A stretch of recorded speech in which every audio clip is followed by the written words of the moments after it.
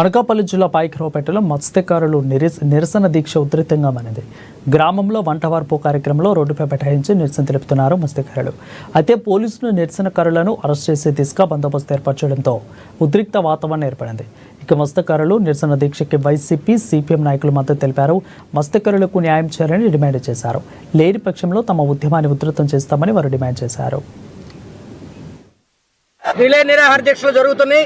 దీనికి సంబంధించి ప్రధానమైన డిమాండ్ బల్క్ డ్రగ్ పార్క్ ఏదైతే ఉందో దాన్ని రద్దు చేయాలి.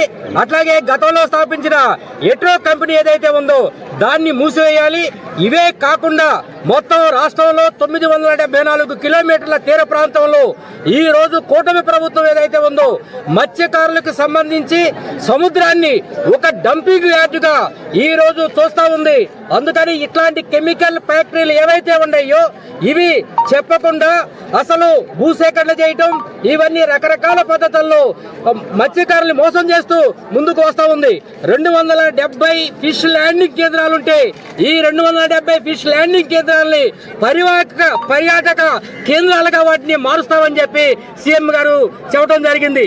ఇదే కాకుండా కొల్లు రవీంద్ర గారు మత్స్య పరిశ్రమని ఏర్పాటు చేస్తామని చెప్పారు.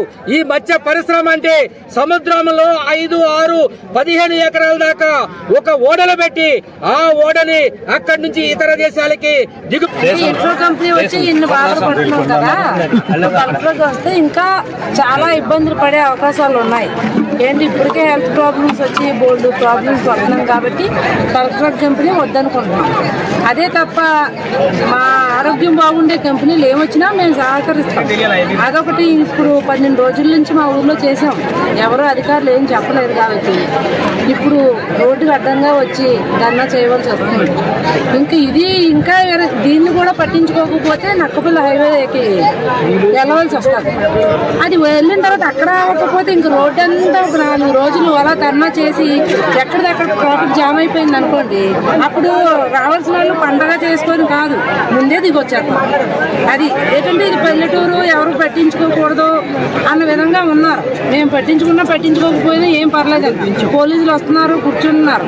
సుమారు 12 రోజుల నుంచి రాత్రుల్లో పగలు పార్క్ వద్దని నిరసన దీక్ష చేస్తున్నారు. కనీసం 12 రోజులు చేస్తున్నా సరే ఈ రోజు కూడా ప్రభుత్వం కనీసం స్పందించలేదు. వాళ్ళు పళ్ళు మానుకొని రోడ్డు మీద కూర్చొని ఇక్కడే వంట వార్పు చేసుకుంటూ నిరసన దీక్ష చేపట్టారు.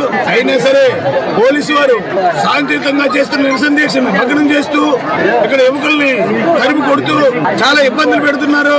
ఈ నియోజకవర్గం హోంమంత్రి గారు సొంత నియోజకవర్గం అయినా సరే ఈ రోజు కూడా హోంమంత్రి గారు గాని అధికారులు గాని స్పందించలేదు. ఇప్పటికైనా హోంమంత్రి గారు అధికారులు స్పందించి న్యాయం చేయాలి. పక్కన ఉన్న ఉప్పాడ గ్రామంలో 2 రోజులు కాలుష్యం గురించి అక్కడ మత్స్యకారులు నిరాహార దీక్ష చేస్తే వాళ్ళ సహచార మంత్రి